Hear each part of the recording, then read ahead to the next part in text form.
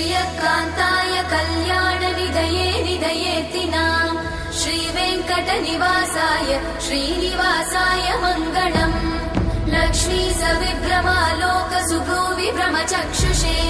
चक्षुषे सर्वलोकानां वेङ्कटेशाय मङ्गलम्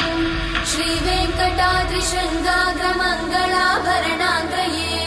मङ्गलानां निवासाय श्रीनिवासाय मङ्गलम् सर्वावयव सौन्दर्य सम्पदा सर्वचेतसां सदा सम्मोहनायास्तु वेङ्कटेशाय मङ्गलम् नित्याय निरवध्याय सत्यानन्दचिदात्मने सर्वान्तरात्मने श्रीमद् वेङ्कटेशाय मङ्गलम् स्वतः सर्वविदे सर्वशक्तये सर्वशेषिने सुलभाय सुशीलाय वेङ्कटेशाय मङ्गलम्।